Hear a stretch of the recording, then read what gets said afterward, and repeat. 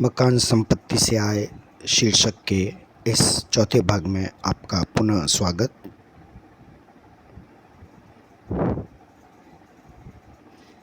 गत व्याख्यान में हमने किराए पर दी गई मकान संपत्ति से संबंधित आयकर अधिनियम के प्रावधानों को विस्तार से समझने का प्रयास किया। हमने ये भी देखा कि किसी भी मकान संपत्ति से संबंधित आयकर अधिनियम के अनुसार 6 परिस्थितियाँ हो सकती है। उनमें से एक परिस्थिति का यानी किराए पर दिए गए मकान संपत्ति का गत व्याख्यान में विस्तार से वर्णन सीख चुके हैं। अब शेष रही 5 परिस्थितियों में कुछ परिस्थितियों का वर्णन इसमें करने का प्रयास करेंगे।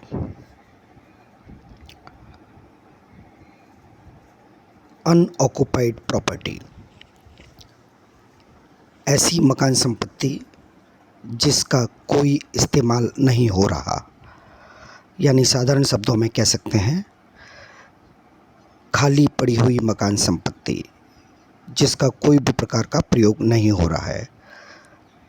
Where an assessee has a residential house, जहाँ एक करदाता के पास में रहने का रहवासी मकान है। केप्ट फॉर सेल्फ ऑक्यूपेशन, जिसे उसने खुद के रहने के उद्देश्य के लिए रखा हुआ है। And it can not actually be occupied by the owner owing to his employment, business or profession carried on at any other place, लेकिन वास्तव में उसका वैसा उपयोग यानी स्वयं के रहने के लिए नहीं किया जा सका, क्योंकि उसके स्वामी का रोजगार या व्यापार या पैसा किसी दूसरे स्थान पर है। And hence he has to reside at that place in a building not belonging to him. इस कारण से उसे एक ऐसे भवन में रहना पड़ रहा है जो उसकी स्वयं की नहीं है। यानी नौकरी, व्यापार या पेशे के कारण जब आपको अपने रहने के लिए जो मकान है उसमें न रहकर किसी अन्य मकान में रहना पड़ता है, और जो आपके स्वयं के रहने के लिए रखा हुआ मकान है उसे खाली छोड़ना पड़ता है। Such house shall be deemed as unoccupied property. ऐसे मकान को, ऐसी मकान संपत्ति को खाली मकान संपत्ति या अनऑक्युपाइड प्रॉपर्टी के नाम से बुलाया जाएगा। आयकर अधिनियम में अनऑक्युपाइड प्रॉपर्टी से संबंधित जो नियम दिए गए वो इस प्रकार है। Number 1, SSC has a residential house kept for self occupation. करदाता के पास में रहवासी मकान जो स्वयं के रहने के लिए रखा हुआ है। The house can not be occupied by the owner owing to his employment and no other benefit is derived from such house.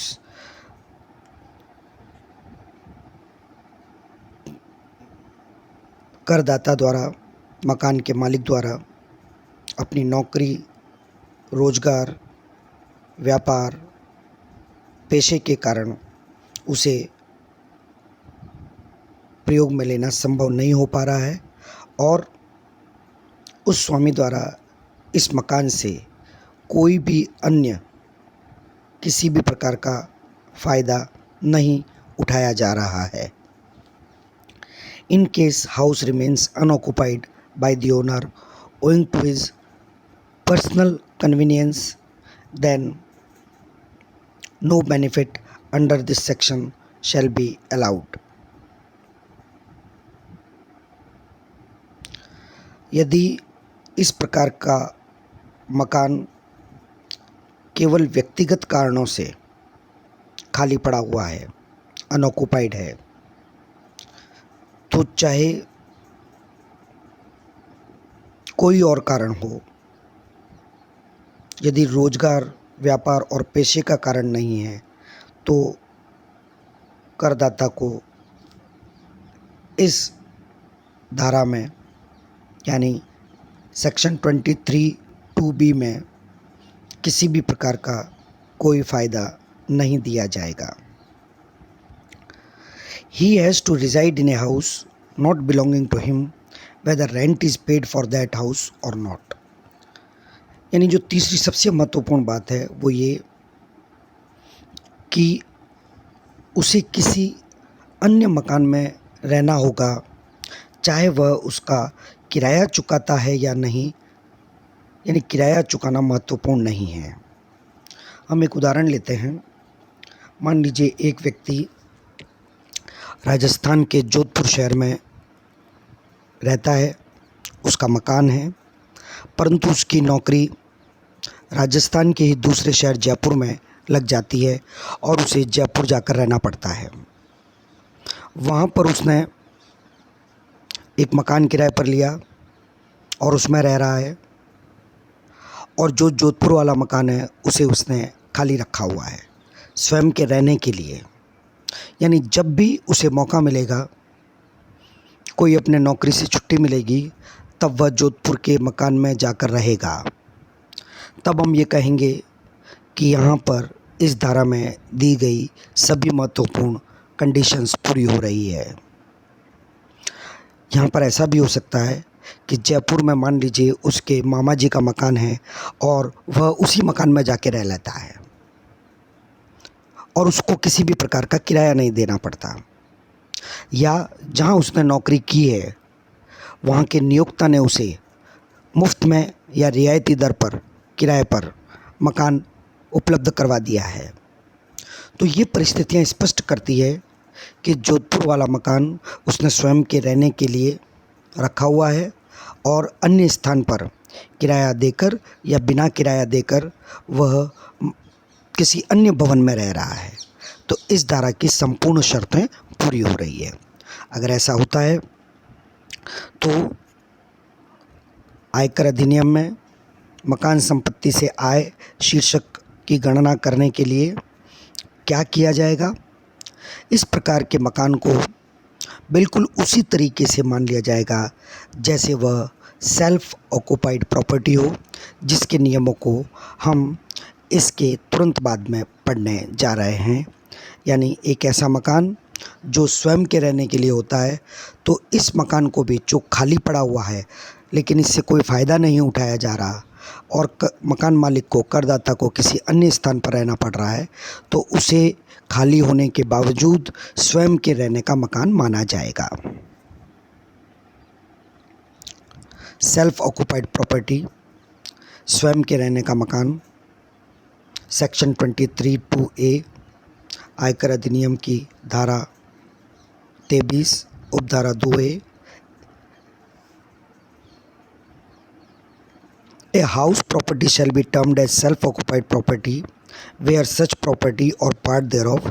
एक मकान संपत्ति को स्वयं के रहने की मकान संपत्ति माना जाएगा, सेल्फ ऑक्यूपाइड प्रॉपर्टी माना जाएगा, जिसको शॉर्ट में हम SOP कहेंगे, यदि वह संपत्ति अथवा उसका कोई भाग number 1 is in the occupation of the owner for the purpose of his own residence, मकान के स्वामी के स्वयं के रहने के लिए प्रयोग में आ रहा है, is not actually let out during the whole or any part of the previous year, गत वर्ष में संपूर्ण वर्ष अथवा वर्ष के किसी भाग के लिए वह वास्तव में किराए पर नहीं दिया गया है। No other benefit therefrom is derived by the owner, उस मकान संपत्ति से अथवा उसके भाग से स्वामी द्वारा किसी भी प्रकार का कोई अन्य फ़ायदा नहीं उठाया गया है। तब आयकर अधिनियम में इस मकान संपत्ति की आय की गणना करने के लिए क्या उपचार किया जाएगा, उसके बारे में बिंदु संख्या 4 में बताया गया है। The annual value of such house or part of the house shall be taken to be nil. इस प्रकार के मकान संपत्ति की आय को शून्य माना जाएगा, निल माना जाएगा। यानी ऐसी मकान संपत्ति जो करदाता द्वारा स्वयं के लिए प्रयोग में ली जा रही है, स्वयं के रहवास के लिए प्रयोग में ली जा रही है, ऐसी मकान संपत्ति की एनुअल वैल्यू, वार्षिक मूल्य शून्य माना जाता है। If an assessee occupies more than 2 house properties as self-occupied, he is allowed to treat only 2 houses as self-occupied at his option. आयकर अधिनियम में अभी में वर्तमान में एक बदलाव किया गया है।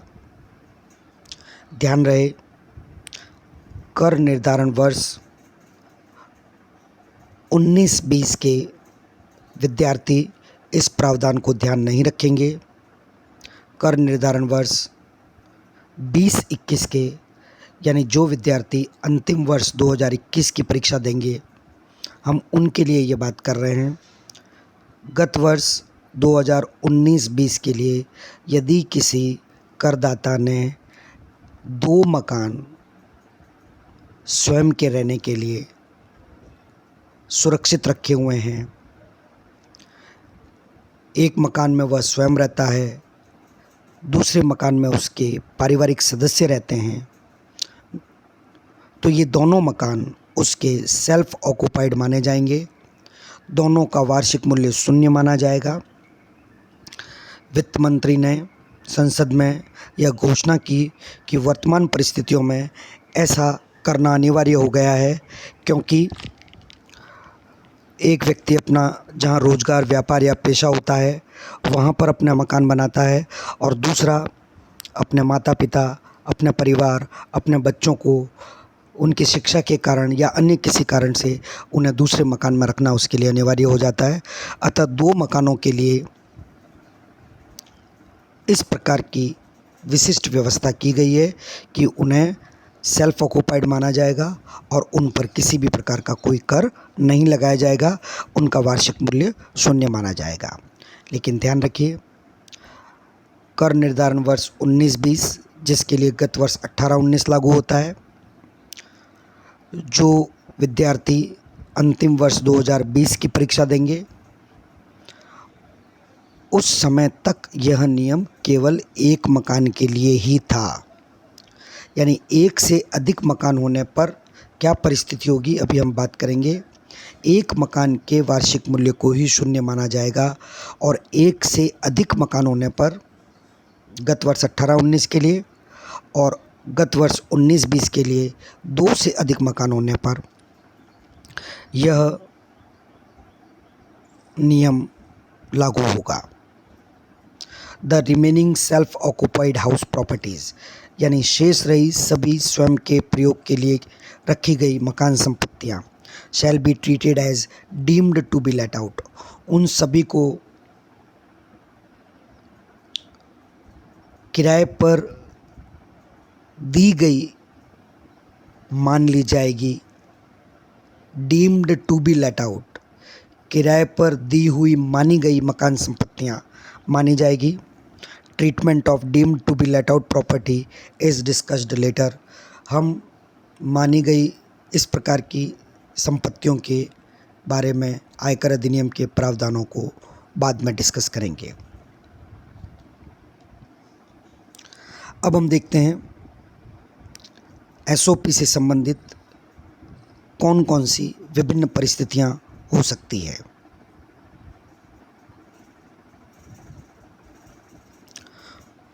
सबसे पहले फुल्ली सेल्फ ऑक्युपाइड, यानी ऐसी मकान संपत्ति जो पूर्णतया स्वयं के प्रयोग में आ रही है, स्वयं के रहने के प्रयोग में आ रही है, उसको ट्रीट किया जाएगा सेल्फ ऑक्युपाइड प्रॉपर्टी की तरह।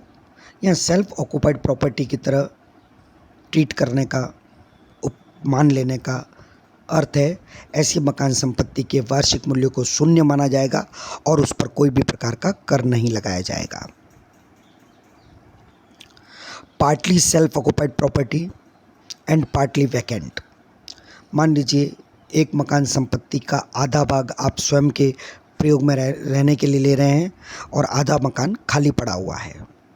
ऐसी मकान संपत्ति को भी एसओपी माना जाएगा और उसके वार्षिक मूल्य को भी 0 माना जाएगा।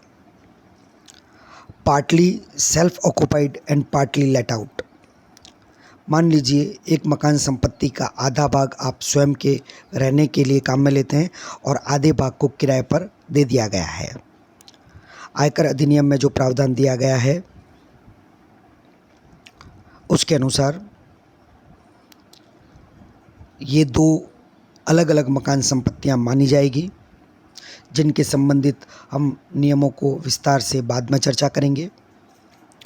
Partly self occupied and partly let out discussed later, यानी आप ये समझिए इन्हें दो अलग अलग मकान संपत्तियां मानकर, जिसमें से एक सेल्फ ऑक्यूपाइड हो जाएगी और एक किराए पर दी हुई लेट आउट हो जाएगी।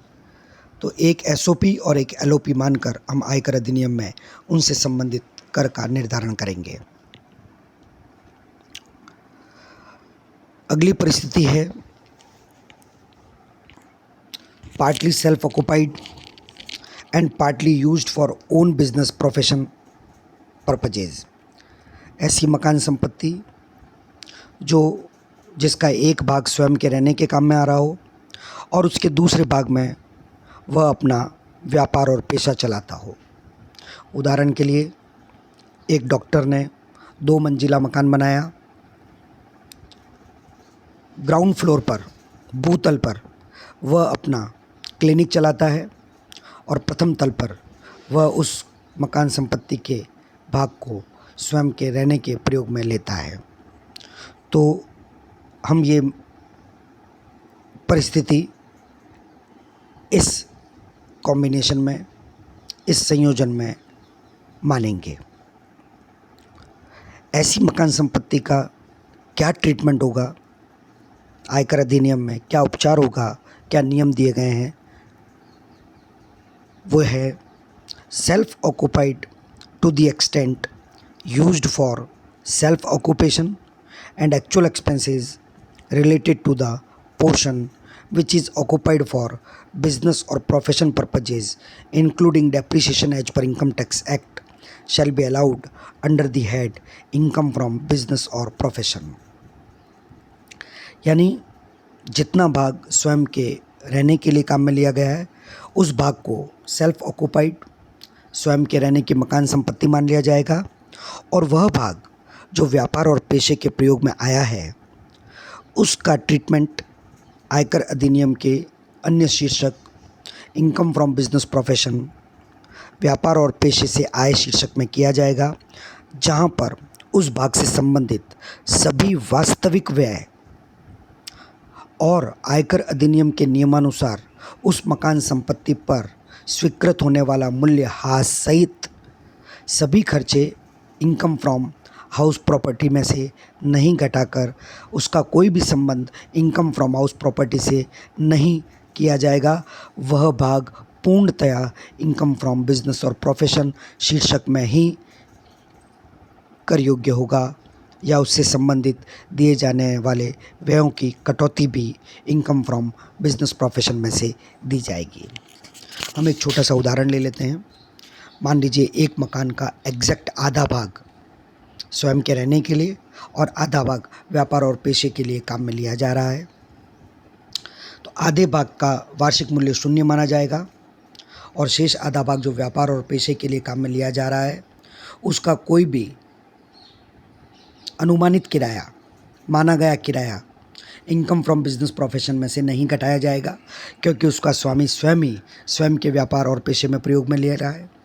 लेकिन यदि मान लीजिए उस मकान संपत्ति से संबंधित 20,000 रुपये का नगर पालिका कर चुकाया गया है, म्यूनसिपल टैक्स चुकाया गया है, 20,000 का आधा 10,000 स्वयं के रहने के भाग का होगा और 10,000 रुपये व्यापार एवं पेशे शीर्षक का होगा।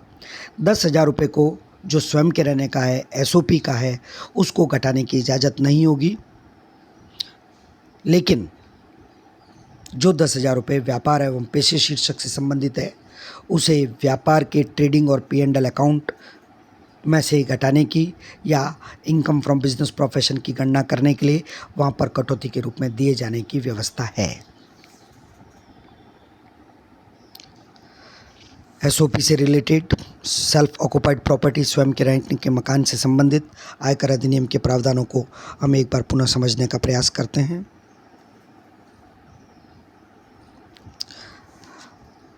Available to benefit under section 23(2)A धारा 23(2)A के अंतर्गत जो फ़ायदा है can be claimed by an individual, एक व्यष्टि करदाता और HUF Hindu undivided family, Hindu अविभाजित परिवार द्वारा ही इसका दावा किया जा सकता है।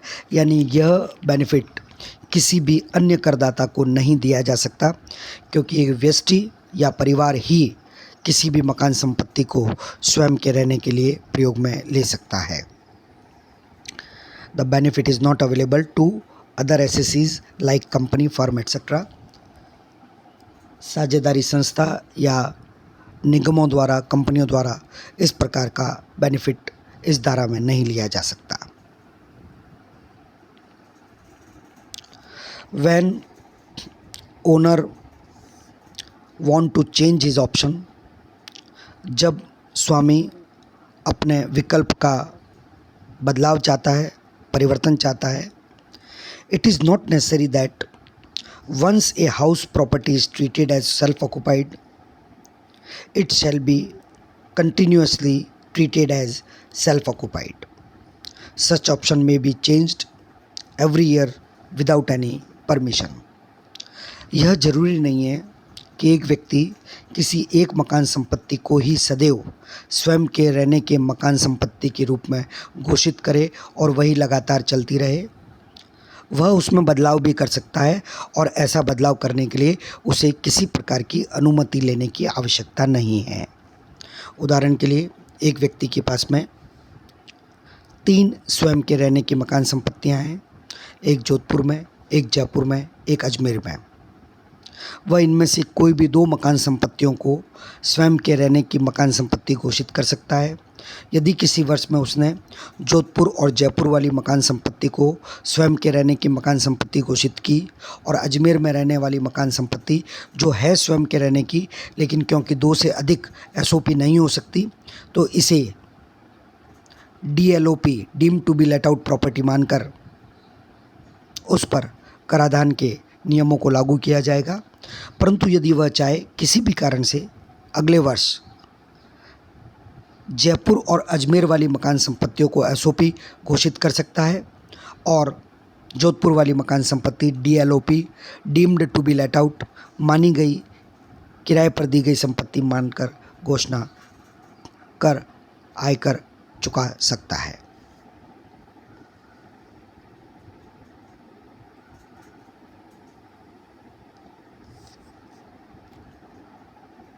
When owner occupies a house in some other capacity, यानी जब मकान का स्वामी मकान को प्रयोग में ले रहा है, लेकिन मकान के स्वामी के रूप में नहीं, किसी अन्य क्षमता में, किसी अन्य रूप में। आइए इसको समझने का प्रयास करते हैं। When the SSC occupies a house but not in the capacity of owner, then benefit under this section cannot be claimed. यदि स्वामी ने अपने स्वयं के रहने के मकान का रहने में ही प्रयोग किया है परंतु स्वामी के रूप में नहीं, तो वह इस धारा का बेनिफिट उठाने का दावा नहीं कर सकता, वह इस धारा के अंतर्गत फ़ायदा नहीं ले सकता। फॉर एग्ज़ाम्पल, हम एक एग्ज़ाम्पल लेंगे तो यह बात आसानी से समझ में आएगी। Owner let out the house to his employer and gets back the property as rent free accommodation. बहुत ही अच्छा उदाहरण है ये। एक व्यक्ति ने अपना मकान अपने नियोक्ता को किराए पर दे दिया। नियोक्ता ने वही मकान उसे कर्मचारी के रूप में, यानी क्योंकि वह उसके यहाँ पर नौकरी करता है, अतः उसे किराए से मुक्त रहने के मकान की सुविधा के रूप में पुनः उसे कर्मचारी होने के कारण दे दिया। यानी वह स्वामी है उस मकान का, उस मकान में रहता है परंतु स्वामी के रूप में नहीं, वह वहाँ पर कर्मचारी के रूप में रहता है।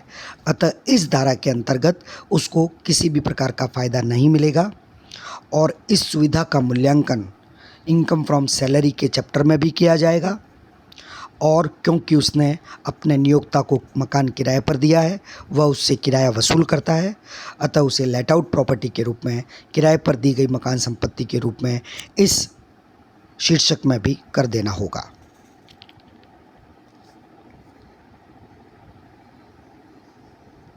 When more than one house property is used in a combined form, जब एक से अधिक मकान संपत्तियां विभिन्न संयोजनों में काम ली जाती है।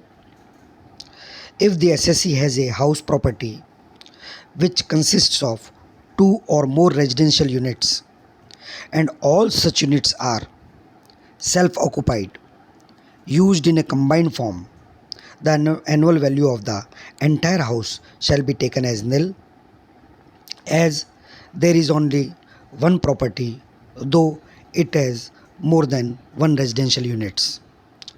मान लीजिए एक ही स्थान पर, एक भूभाग पर एक करदाता ने 4 फ्लैट बना दिए और वो चारों ही अपने स्वयं के रहने के काम में ले रहा है, तो उन चारों फ्लैट को 4 यूनिट नहीं माना जाएगा, 4 मकान संपत्तियां नहीं माना जाएगा। वो एक ही स्थान पर स्थित होने के कारण उसके संपूर्ण भाग को एक ही यूनिट मानकर, एक ही इकाई मानकर उसे एक मकान संपत्ति माना जाएगा और वह एक मकान संपत्ति स्वयं के रहने की मकान संपत्ति होगी। और वह इस धारा में उन सभी फ्लैट्स के लिए एक मकान संपत्ति मानकर बेनिफिट ले सकता है एसओपी के रूप में।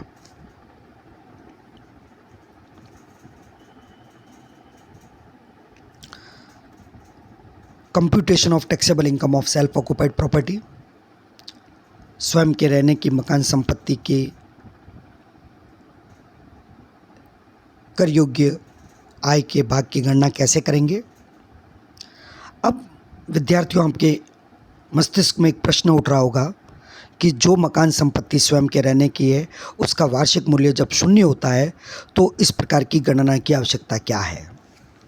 आयकर अधिनियम में प्रावधान किए गए हैं कि यह जरूरी नहीं है कि कोई मकान संपत्ति जिसका मूल्य 0 हो वहाँ पर उसकी आय ऋणात्मक नेगेटिव नहीं हो सकती।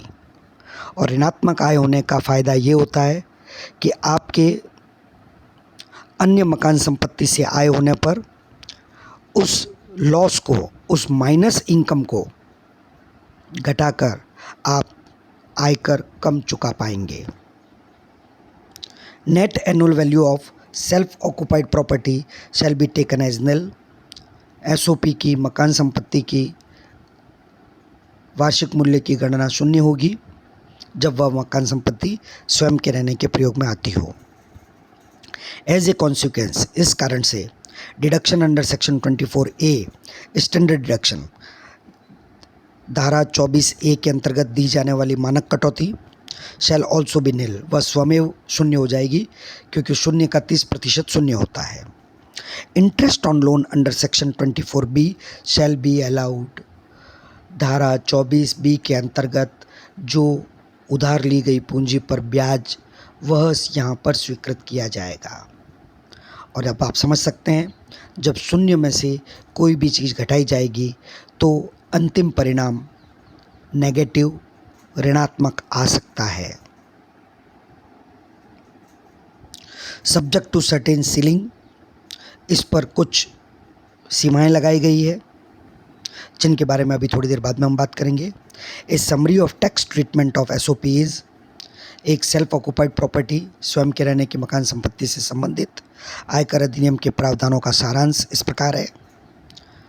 नेट एनुअल वैल्यू निल ली जाएगी, केवल इसमें से धारा 24B के अंतर्गत उधार ली गई पूंजी पर ब्याज को घटाया जाएगा और इस कारण से इनकम फ्रॉम हाउस प्रॉपर्टी या तो 0 आएगी या नेगेटिव आएगी। यहाँ पर पुनः एक बार आपको नोट करा दें, स्टैंडर्ड डिडक्शन मानक कटौती जो धारा 24A में दी जाती है वह सेल्फ ऑक्युपाइड प्रॉपर्टी के लिए स्वीकृत नहीं है।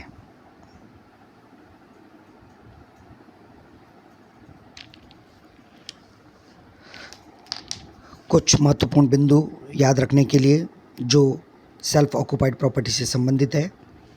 Number 1, net annual value of SOPs will always be 0, क्योंकि आयकर अधिनियम में एक करदाता 2 मकान संपत्तियों को अब सेल्फ ऑक्यूपाइड प्रॉपर्टी के रूप में डिक्लेयर कर सकता है, इसलिए उनकी वार्षिक मूल्य एनुअल वैल्यू को सदैव नील यानी 0 शून्य माना जाएगा। Net annual value of 2 self occupied properties at the choice of SSEs is taken as null.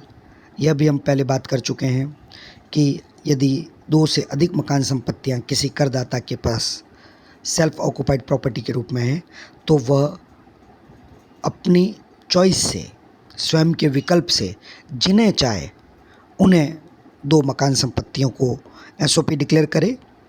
He can choose those house properties as self-occupied properties which tax liability can be reduced।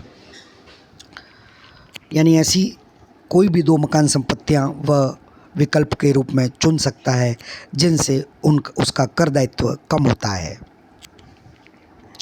Normally but not always, सामान्यतः परंतु सदैव नहीं, house property with higher gross annual value, ऐसी मकान संपत्ति जिसका सकल वार्षिक मूल्य ज़्यादा हो, is treated as self occupied property, उन्हें सेल्फ ऑक्यूपाइड प्रॉपर्टी, स्वयं के रहने की मकान संपत्ति के रूप में घोषणा की जाती है।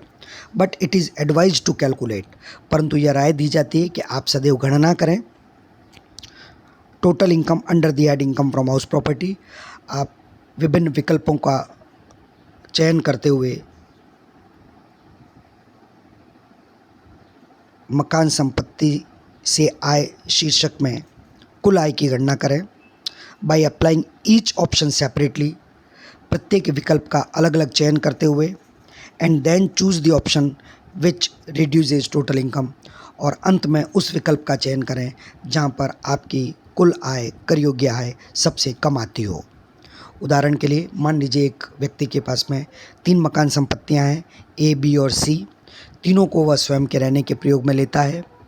तो सबसे पहले आप आयकर की गणना यह मानते हुए कीजिए कि A और B को अगर SOP डिक्लेयर किया जाए और C को deem to be let out माना जाए। दूसरी बार गणना कीजिए जब B और C को स्वयं के रहने की मकान संपत्ति माना जाए और A को deem to be let out माना जाए। तत्पश्चात A और C को स्वयं के रहने की SOP के रूप में घोषणा की जाए और B को deem to be let out माना जाए। इन तीनों में से जिस परिस्थिति में सबसे कम आय आती है, हम उसे ही आयकर अधिनियम में घोषित करेंगे। केवल सबसे अधिक सकल वार्षिक मूल्य वाली संपत्ति को लेना सदैव उचित नहीं रहेगा, गणना करके देखना ही उचित रहेगा। अब हम बात करते हैं, यदि मकान संपत्ति को बनाने के लिए, खरीदने के लिए, मरम्मत के लिए या मकान से संबंधित किसी भी उद्देश्य के लिए कोई पूंजी उधार ली गई है, लोन लिया गया है, ऋण प्राप्त किया गया है, तो उस ऋण पर चुकाए गए ब्याज से संबंधित दी जाने वाली कटौती धारा 24B में क्या प्रावधान है और उसमें SOP से संबंधित क्या नियम और सीमाएं हैं। Interest on loan taken for construction, acquisition, repair, renovation और extension is allowed according to following table. नीचे दी गई तालिका के अनुसार आयकर अधिनियम में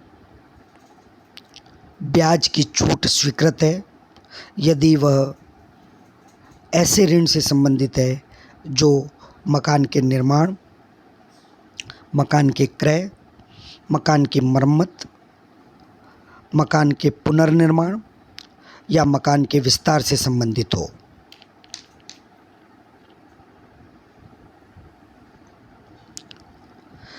when loan is taken on or after 1/4/1999 and following conditions are satisfied, यदि कोई ऋण 1 अप्रैल 1999 को या उसके पश्चात लिया गया है और ये दी गई शर्तें पूरी कर दी जाती है। शर्त संख्या 1, loan is utilized for construction or acquisition of house property on or after 1/4/1999, यानी ऋण का प्रयोग या तो मकान के निर्माण या मकान के क्रय में किया गया है और यह प्रयोग 1 अप्रैल 1999 के पश्चात किया गया है। यानी मकान की मरम्मत से संबंधित ऋण नहीं होना चाहिए, मकान के पुनर्निर्माण से संबंधित ऋण नहीं होना चाहिए और मकान के विस्तार से संबंधित ऋण नहीं होना चाहिए। Number 2, such construction or acquisition is completed within 5 years from the end of the financial year which the capital was borrowed। जिस वर्ष ऋण लिया गया, पूंजी उधार ली गई, उस वर्ष की समाप्ति के तुरंत बाद के 5 वर्षों के अंदर अंदर इस प्रकार का निर्माण या क्रय कंप्लीट कर दिया जाना चाहिए। यदि 5 वर्ष के अंदर अंदर मकान का निर्माण पूर्ण नहीं किया गया अथवा 5 वर्ष के अंदर अंदर मकान क्रय नहीं किया गया तो ब्याज से छूट से संबंधित इन प्रावधानों का प्रयोग नहीं किया जा सकेगा। Number 3, the lender certifies that such interest is payable in respect of the loan used for the acquisition or construction of the house or as refinance of the earlier loan outstanding principal amount taken for the acquisition or construction of the house। ये तीसरी शर्त बहुत ही महत्वपूर्ण शर्त है। उधार देने वाले व्यक्ति द्वारा, संस्था द्वारा यह प्रमाणित किया जाएगा कि ऋण मकान क्रय करने अथवा निर्माण करने के उद्देश्य के लिए दिया जा रहा है अथवा ऋण दिया जा रहा है पुराने किसी ऋण के मूल भाग, ब्याज नहीं, मूल भाग को पुनः वित्त पोषित करने के लिए, जिसका प्रयोग मकान के निर्माण अथवा क्रय करने के लिए किया गया था। उदाहरण के लिए एक व्यक्ति ने 10 लाख रुपए का ऋण लिया 3 साल पहले और अब उसको चुकाने की अवधि आ गई परंतु वह नहीं चुका पा रहा है। इसी ऋण को चुकाने के लिए यदि किसी अन्य संस्था द्वारा 10 लाख रुपए का पुनः वित्त दे दिया जाता है, लोन दे दिया जाता है, तो वह इस धारा के लिए ऐसे ही माना जाएगा जैसे उसने मकान को क्रय करने अथवा निर्माण करने के लिए ऋण लिया हो। अभी हम क्योंकि एसओपी की बात कर रहे हैं इसलिए इस प्रकार लिए गए ऋण के ब्याज के संबंध में धारा 24A में 2 लाख रुपए की छूट दी जाएगी। यह अधिकतम छूट है धारा 24B में, ए में नहीं, ए में स्टैंडर्ड डिडक्शन दी जाती है। यानी एसओपी से संबंधित अधिकतम ब्याज किसी भी वर्ष में 2 लाख रुपए तक दिया की छूट दी जा सकती है।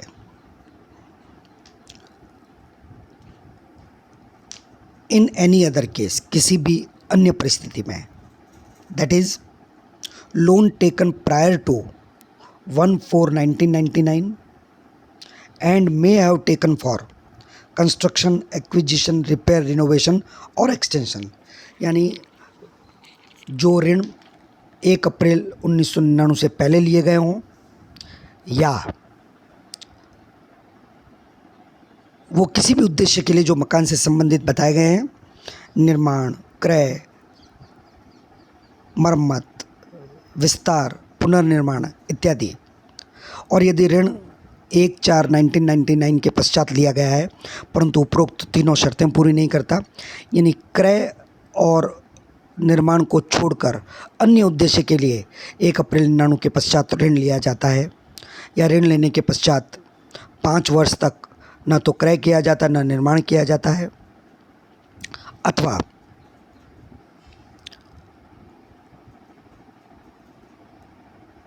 लैंडर ने इस प्रकार का प्रमाण पत्र नहीं दिया है कि मकान निर्माण अथवा क्रय के लिए उसने ऋण लिया है, तो ऐसी परिस्थिति में भी छूट दी जाएगी, परंतु यहाँ पर छूट की सीमा अधिकतम 30,000 रुपये होगी। 2 लाख रुपये की छूट नहीं दी जाएगी।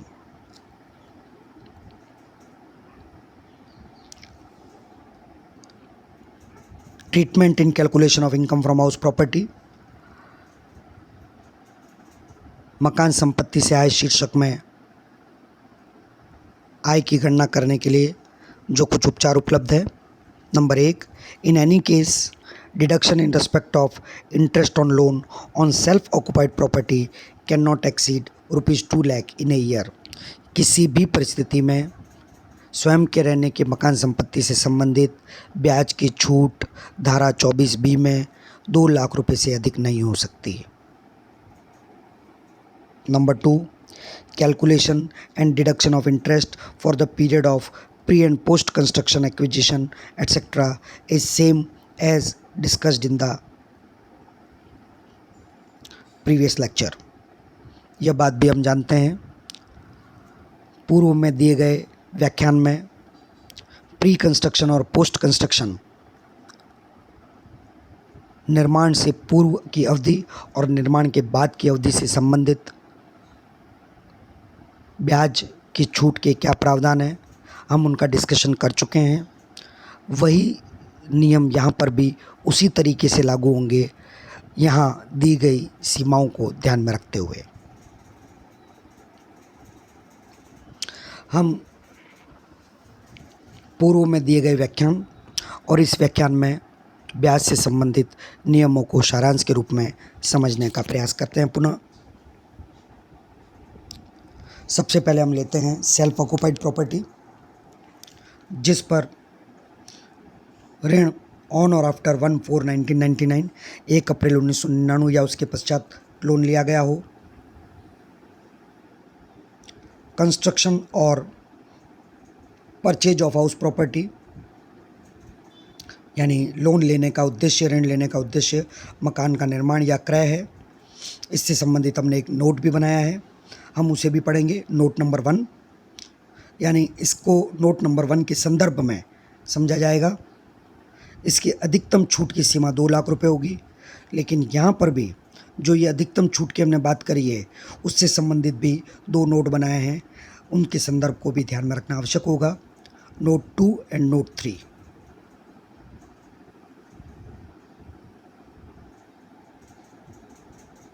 आइए पहले देख लेते हैं नोट नंबर 1 क्या कहता है। Subject to other 2 conditions, if other 2 conditions are not fulfilled,